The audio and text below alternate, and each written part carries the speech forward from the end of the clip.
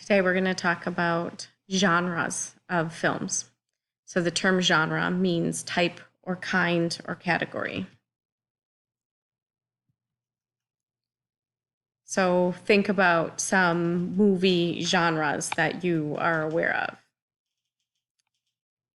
There's science fiction, romantic comedy, action adventure, historical fiction, horror, all sorts of blends of genres, subgenres, etc.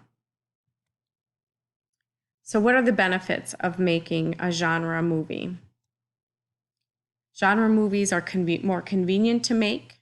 They're often more marketable because you know who you're marketing to and can hone the marketing skills for that particular group.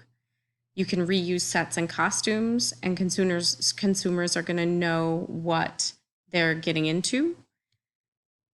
Consumers like having patterns, recognizing patterns, and being sort of satisfied by knowing how the movie's going to go.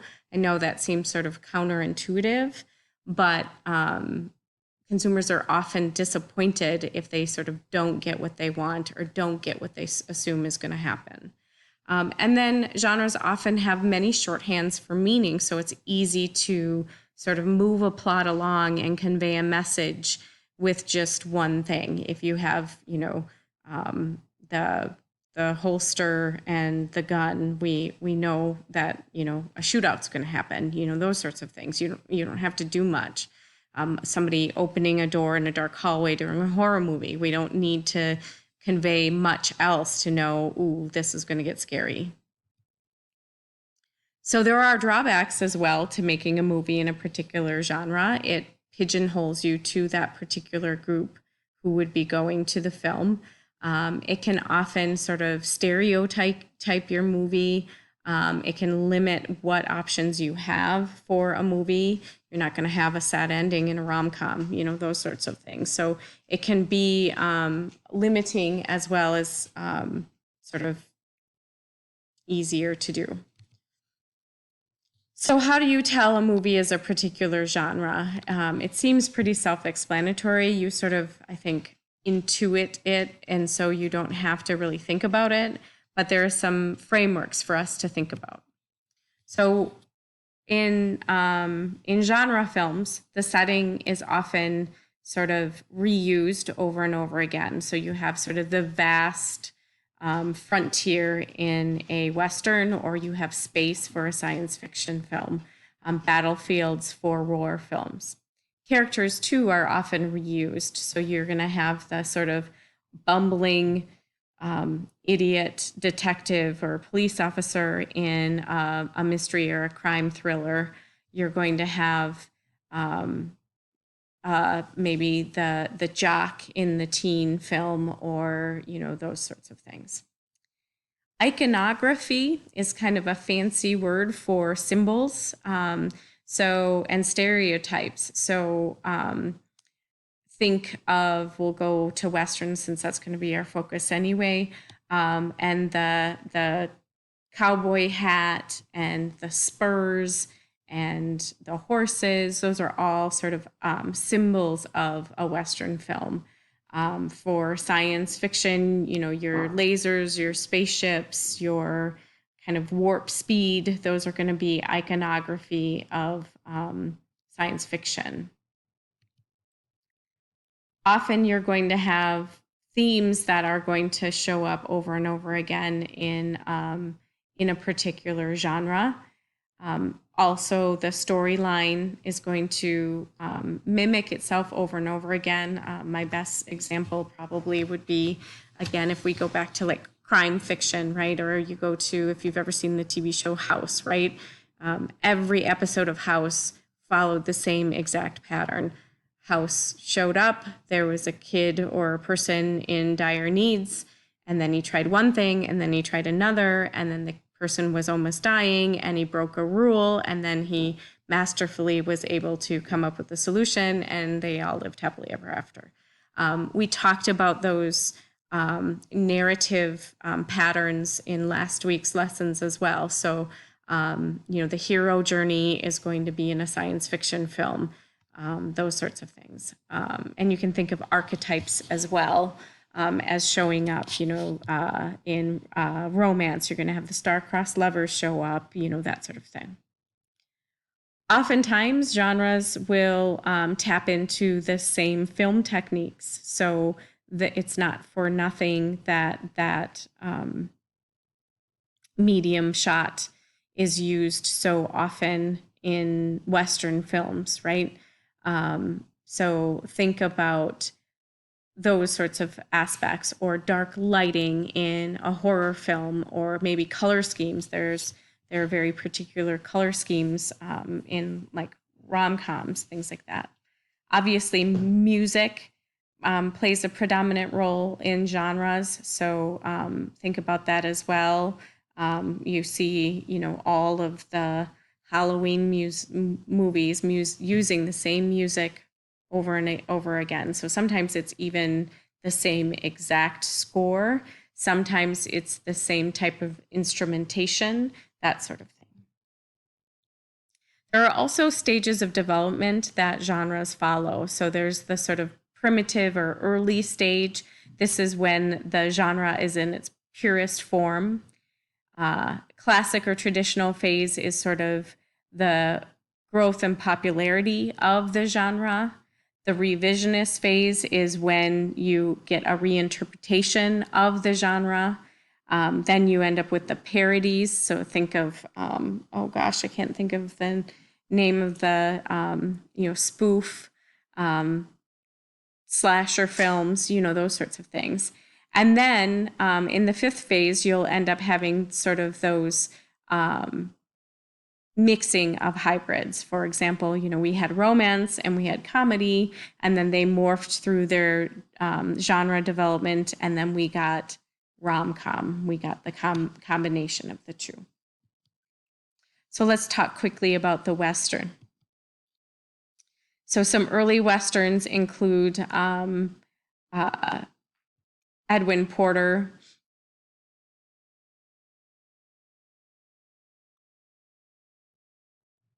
and The Great Train Robbery.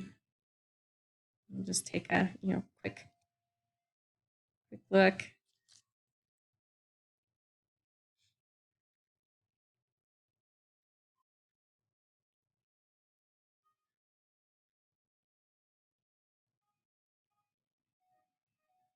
So you see the hats, you see the holsters, you see the guns, all of those elements that we would normally see in a Western film.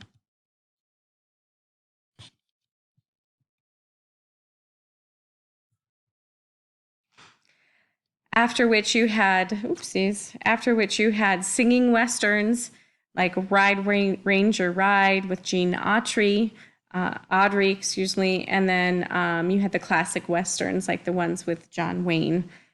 We won't spend too much time on those.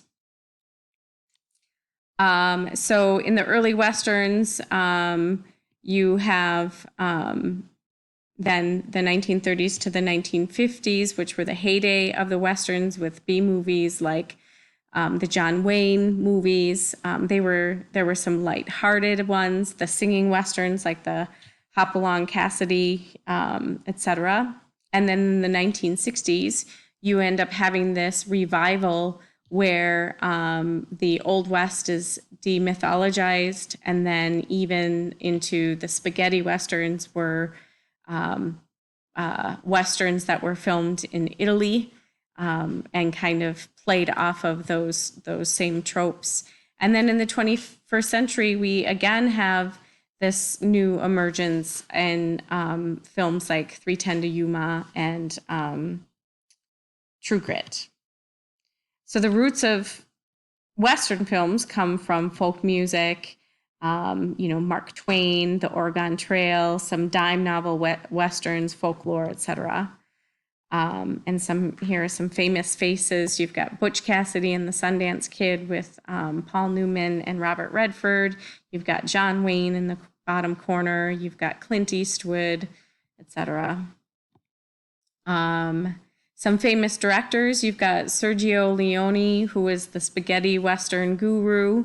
And then you've got the Coen brothers, who really use those same tropes of the Western film in many of their films. The setting is often that frontier setting. Notice the color, the vast open landscapes, etc. You'll have isolated forts. You're going to have jails. You're going to have the saloon. The brothel is usually playing a predominant role in a Western. So usually they're going to take place in, the 1860s to 1910s. Sometimes the American Civil War is incorporated. You're going to have sort of that geographic West, Texas, Mexico, Montana, those areas. Desert town, lots of dust, tumbleweed. Your colors, here is a lovely sort of palette of your Western films. So you notice lots of earth tones with some reds and some blues interspersed, but it's very muted. The characters, our heroes, are often anti-heroic, meaning that they have some significant character flaws, but we still are rooting for them. So they're like gunslingers, right? But yet we want them to win. You will often have them be loners. They're going to be male. They're going to be self-sufficient, that sort of thing. And then you have to have the sidekick. You've got to have the horse. You've got to have the villain. Oftentimes the Native Americans were portrayed as savages. The heroine would often be a prostitute. And then gambling played particular roles as well. Some famous characters include, of course, Wyatt Earp and Wild Bill and Jesse James, etc. And your typical characters are the solitary male, like I said.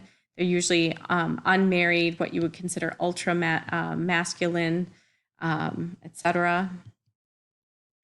And then your sidekick and helpers would be your sheriffs, the prostitutes, the deputies, the townspeople, and loyal followers. The villains are going to be the male criminals trying to steal something, rob something, etc.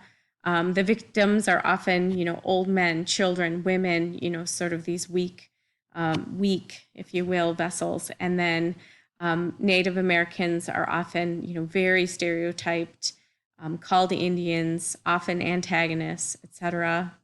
The characterization of women is very sad. They're prostitutes, they're showgirls, they're mothers, they're weak, they play this supporting role, but they don't kind of take matters into their own hand, and they look for protection and security.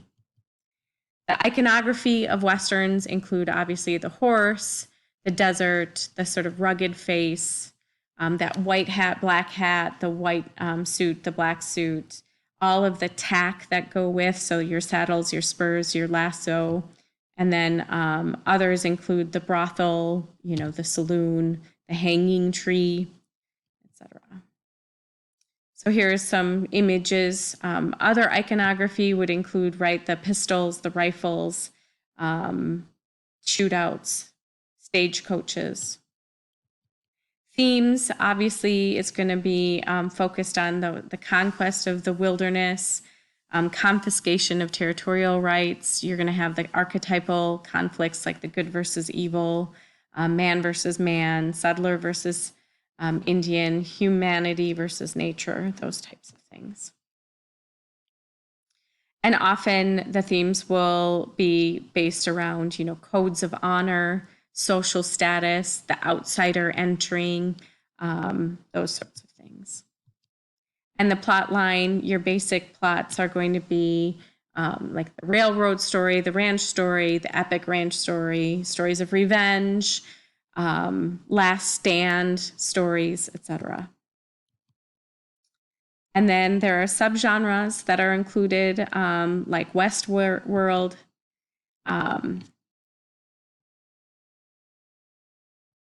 And lastly, they often will have this sort of nostalgic or historical feel. And the West will be sort of romanticized. So this is just sort of a model approach of how to look at a genre and be able to identify a genre. And then it's also important to note when the movies shift from the genre as well. Thank you.